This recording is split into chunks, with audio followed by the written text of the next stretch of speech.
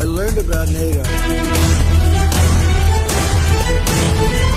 বিশ্ব রাজনীতির তাসের ঘরটা অবশেষে ভেঙে পড়ল। যে ইরানকে দুনিয়া থেকে বিচ্ছিন্ন করতে বছরের পর বছর ধরে নিষেধাজ্ঞা, অর্থনৈতিক অবরোধ আর সামরিক আগ্রাসনের ভয় দেখানো হয়েছিল, আজ সেই ইরানের সামনে নতজান হতে বাধ্য হল গোটা পশ্চিমা বিশ্ব। গতকাল সোমবার আন্তর্জাতিক সম্পর্কের সমীকরণটা রাতারাতি বদলে গেছে। যুক্তরাজ্যের লন্ডন, ফ্রান্সের প্যারিস, জার্মানির বার্লিন আর ইতালির রোম থেকে একযোগে ভেসে এসেছে এক যুগান্তকারী ঘোষণা। ইউরোপের শীর্ষ চার পরাশক্তি ইরানের ওপর থেকে সমস্ত আন্তর্জাতিক নিষেধাজ্ঞা পুরোপুরি তুলে নেওয়ার চূড়ান্ত সিদ্ধান্ত জানিয়ে দিয়েছে। এতদিন ধরে যারা ইরানের অর্থনীতিকে পঙ্গু করে দেওয়ার দম্ভক্তি করত, আজ তাদের সুর সম্পূর্ণ নরম। চার দেশের যৌথ বিবৃতিতে পরিষ্কার বলা হয়েছে, তারা তেহরানের উপর আরোপিত সমস্ত বিধিনিষেধ চিরতরে বিলুপ্ত করতে প্রস্তুত। আন্তর্জাতিক বিশেষজ্ঞরা একে পশ্চিমাদের এক চরম কৌশলগত আত্মসমর্পণ হিসেবেই দেখছেন, কারণ পশ্চিমারা খুব ভালো করেই বুঝতে পেরেছে কোনো চাপ বা হুমকি দিয়ে এই জাতিকে আর দমিয়ে রাখা সম্ভব নয়।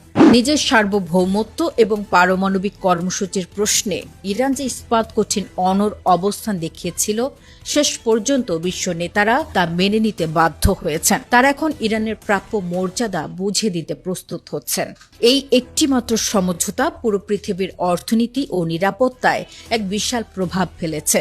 জাপানের প্রধানমন্ত্রী সানায় তাকাইচি এই ঐতিহাসিক পদক্ষেপকে স্বাগত জানিয়ে স্পষ্ট করেছেন যে এর ফলে হরমুজ প্রণালীতে অবাধ ও নিরাপদ নৌ চলাচল নিশ্চিত হবে। টোকিওর এই বক্তব্য পরোক্ষভাবে স্বীকার করে নেয় যে এই গুরুত্বপূর্ণ সমুদ্র পথের মূল চাবিকাঠি আসলে ইরানের হাতেই রয়েছে। অন্যদিকে তুরস্কের প্রেসিডেন্ট রিসেপ তাইয়েব এরদোয়ান একে গোটা বিশ্বের জন্য একটি দীর্ঘ প্রতীক্ষিত সুসংবাদ বলে উল্লেখ করেছেন। তবে একই সাথে তিনি এই অঞ্চলের শান্তি বিনষ্টকারী যে কোনো ধরনের উস্কানিমূলক কর্মকাণ্ডের বিরুদ্ধে সবাইকে সতর্ক থাকার আহ্বান জানান। জাতিসংঘের মহাসচিব আন্তোনিও গুতেরেসও এই চুক্তি এবং স্থায়ী যুদ্ধবিরতিকে মধ্যপ্রাচ্যের সংকট কাটানোর সবচেয়ে বড় মাইলফলক হিসেবে সাধুবাদ জানিয়েছেন। মার্কিন এবং ইসরায়েলি কূটনীতির সমস্ত নোংরা জাল ছিন্ন করে এই মহাকাব্যিক চুক্তির পেছনে পর্দার আড়ালে নায়ক হিসেবে কাজ করেছে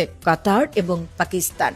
চুক্তি সম্পন্ন হওয়ার পরপরই কাতারের প্রধানমন্ত্রী শেখ মোহাম্মদ বিন আব্দুর রহমান আল থানি সামাজিক যোগাযোগ মাধ্যমে পাকিস্তানের প্রতি তার আন্তরিক কৃতজ্ঞতা প্রকাশ করেছেন। কাতার ও পাকিস্তানের এই যৌথ ম্যাজিক প্রমাণ করে দিল মুসলিম বিশ্বের নতুন চাল এখন আর ওয়াশিংটন বা তেল আবিবের ইশারায় নিয়ন্ত্রিত হয় না। ডোনাল্ড ট্রাম্পের মতো নেতারা, যারা সব সময় ইরানের বিরুদ্ধে যুদ্ধের দামামা বাজিয়ে রাজনৈতিক ফায়দা লুটতে চেয়েছিল, এই চুক্তি তাদের অহংকারী নীতির গালে এক বিরাট চড় মেরেছে।